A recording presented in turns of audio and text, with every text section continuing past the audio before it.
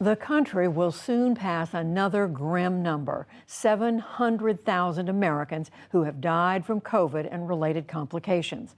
The best way to stop the spread and prevent infection are vaccines, of course.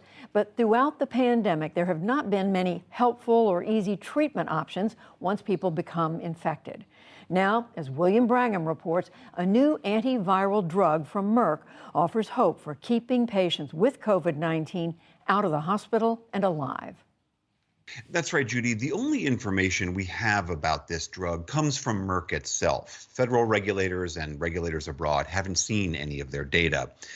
But an independent board reviewing the drug's initial trial said it should be stopped early because results were so promising. The company is now seeking approval for widespread use.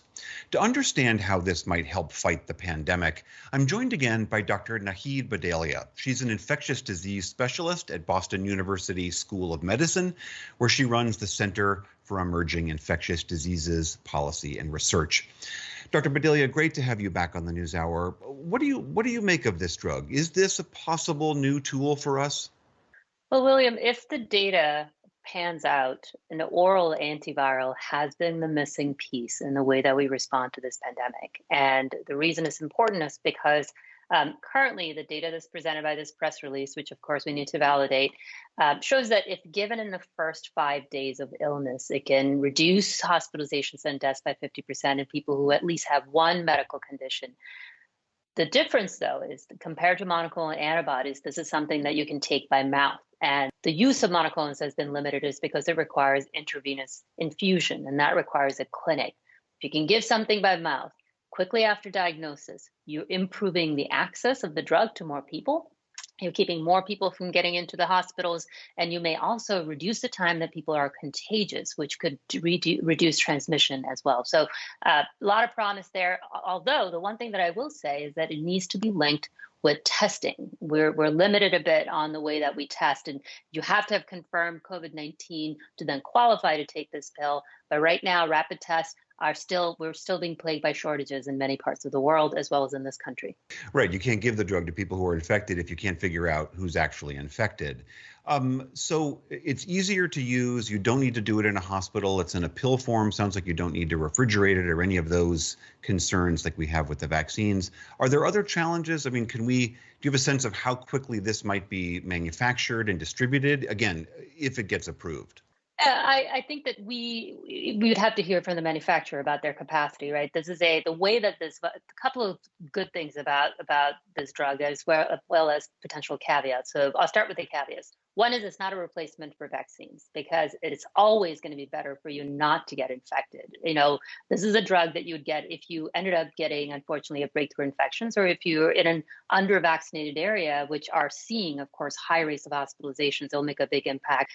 In terms of manufacturing, Merck would have to create enough of this drug, right? Not just to have an impact here, but hopefully that there could be some effort to produce enough of it to also be distributed to parts of the world where vaccines are not available more readily, and where healthcare systems are getting overwhelmed with the appearance of every new variant of this virus.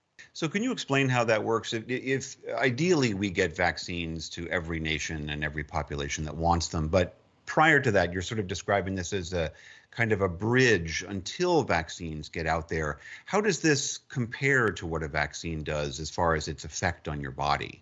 This is a drug, an antiviral, that stops the replication of the virus by introducing errors when the virus tries to copy itself, right? And in some ways, this is similar to some of the HIV drugs that are on the market that do the same kind of work. It's a different type of technology than some of the messenger RNA vaccines that require specialized production. And hopefully, the barriers to manufacturing this in multiple places may be less because it is technology that could be known. They're a bridge potentially to get to places that haven't been vaccinated enough, but they might also be a bridge, William, if, for example, because of the way that they work, the antivirals might be a bit more resilient against new variants. So let's say a new variant appears on the scene. These drugs may actually be a bridge until we can have a beat to update the vaccine to have them address the variants a bit better. I know you are an infectious disease scientist, but I'm going to ask you a social science question as well. And every time we've seen a new treatment that comes out in this country, we've seen such divergent reactions to it. We have this safe, effective vaccine that millions of people are suspect about, and yet those same people sometimes will embrace untested, unproven treatments for COVID-19. Let's just say this drug gets approved. Do you have any sense of whether or not this would be embraced by people, or whether this would be the subject of further conspiracy theories?